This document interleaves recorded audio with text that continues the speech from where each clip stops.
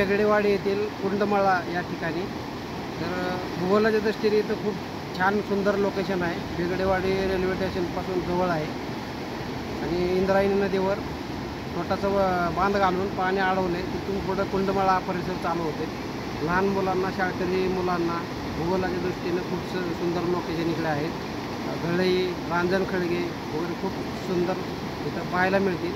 तर एकदा एक वेळ अवश्य भेट द्या मुलांसह। तर त्या तिकडे लोणावळ्याच्या नागफणीकडे उगम पावणारी इंद्रायणी नदी आणि त्या नदीवर छोटासा बांध घालून पाणी अडवण्यात आलेलं आहे। जवळच कुंडजाई देवीचं मंदिर पण आहे सुंदर असं। तिथून पुढं हा परिसर चालू होते।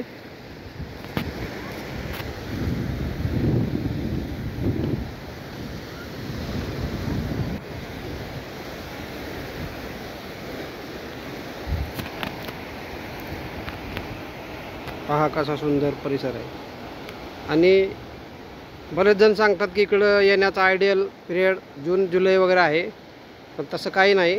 कारण जून जुलैमध्ये याच्यामध्ये बिलकुल पाणी नसणार आहे, पूर्ण कोरडं असणार आहे। तर नोव्हेंबर, डिसेंबर, जानेवारी हाच पिरियड इथं येण्यासाठी आयडियल आहे।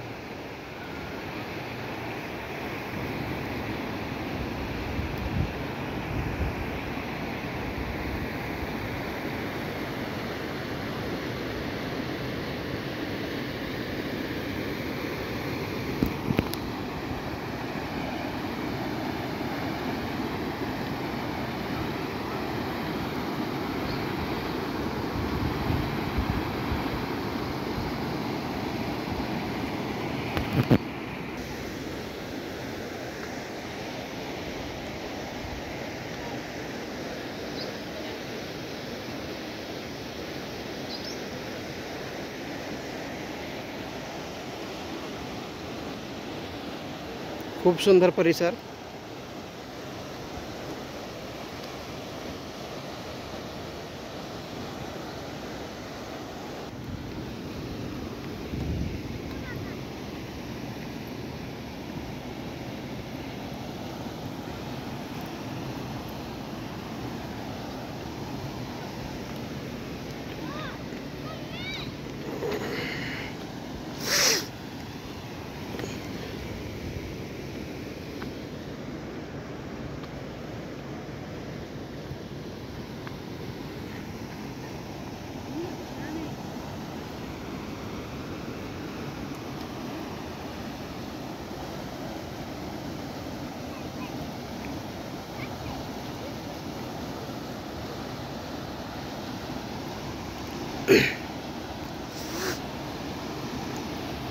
खरं तर मी माझ्या तिसरीत शिकणाऱ्या मुलीला दाखवण्यासाठी आलो इकडं। तुम्ही पण तुमच्या मुलांना घेऊन इकडं भेट द्या। पावसाळ्यामध्ये हे काही दिसत नाही बरं का।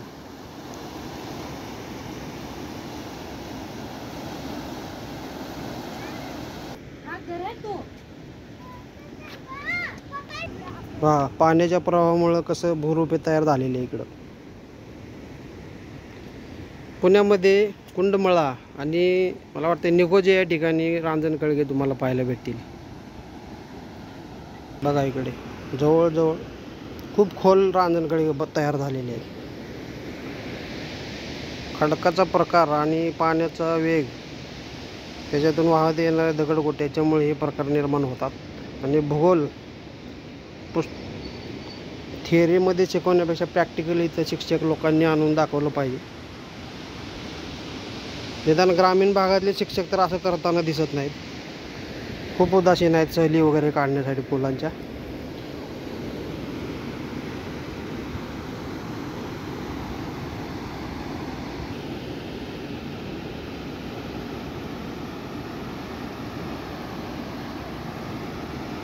पाण्याचा कसा मस्त आवाज आहे, सुंदर आवाज आहे बघा।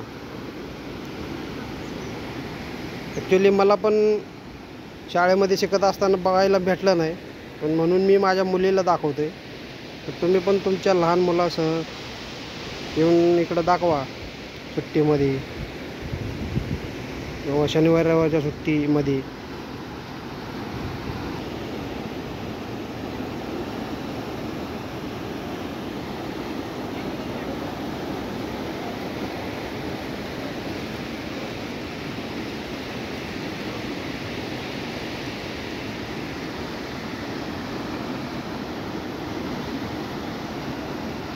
बघा मित्रांनो, सगळ्याला नाही पाहायला भेटत बरं काही.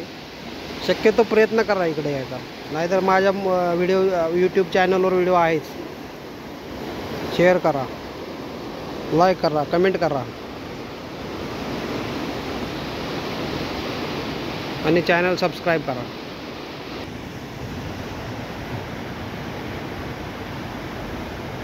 बघा तिकडं नदी पार करण्यासाठी पूल बनवण्यात आलेला आहे.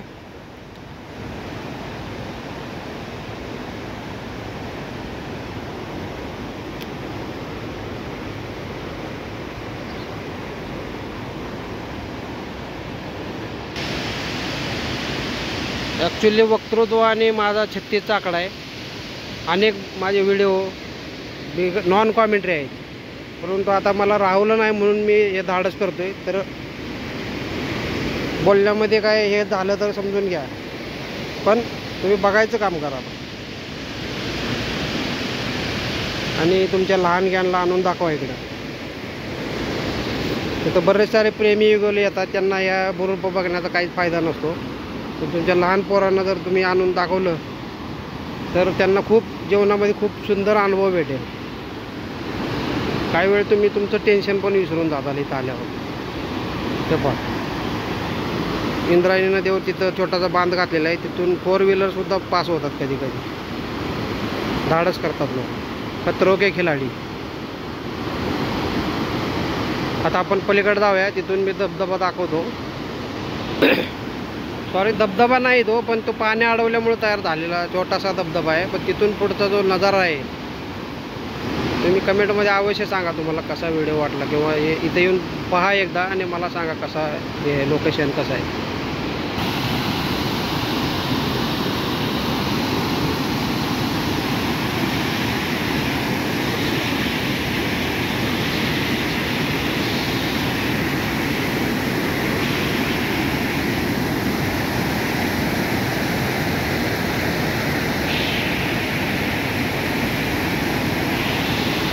तर मित्रांनो, इथं इंद्रायणी नदीवर छोटासा बांध घालून पाणी अडवलेला आहे आणि कुंडमाळा भाग इथून चालू होते.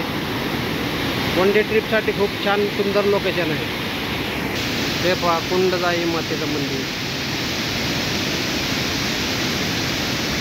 सॉरी कुंडदेवी माता मंदिर आहे.